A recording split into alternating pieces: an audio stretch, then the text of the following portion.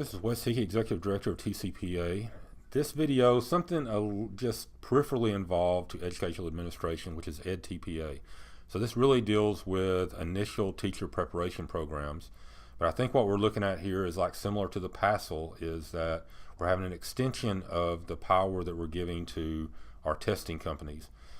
And when we look at it, and the reason I'm really concerned, and there are several things right here, is that we already have a teacher shortage in the state of Texas, and but you can see that even though we have tons of alternatively certified teachers there, we have kind of maintained kind of an upward tick as far as teachers go, as far as the number of teachers available go. You look at the states that have instituted edTPA, and what you see right there is that it continually drops over time. And this is really concerning, and I think in part because a lot of the things edTPA looks at, which is instruction and planning and assessment, are things that we already do in our courses, but trying to formalize it into a testing type situation has a lot of particular problems. Number one is it certainly creates a burdensome relationship with districts. Districts that we oftentimes, we put people in there, we talk about making sure you create value.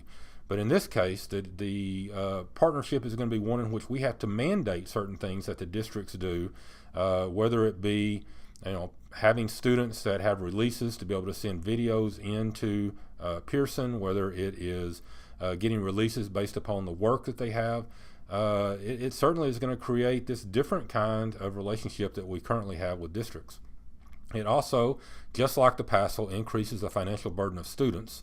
And this is always a problem. If you've ever had to work with students, I've had people drop out because of $80.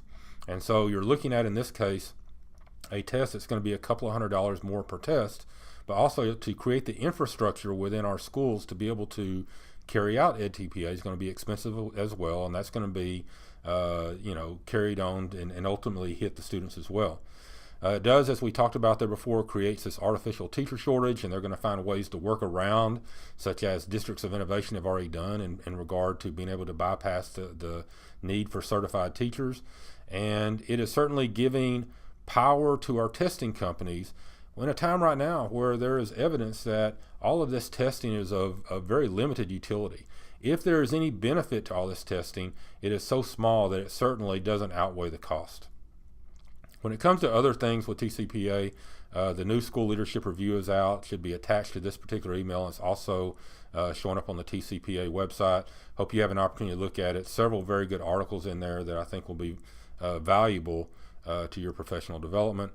And remember, right now we're still getting applications for dissertation of the year, proposals for the conference within a conference, getting ready for at the end of January when we have the TCPEA TASA partnership that goes on there, and which we'll be presenting at that particular conference. And remember, here at TCPEA, let us know what we can do and be an architect of human potential.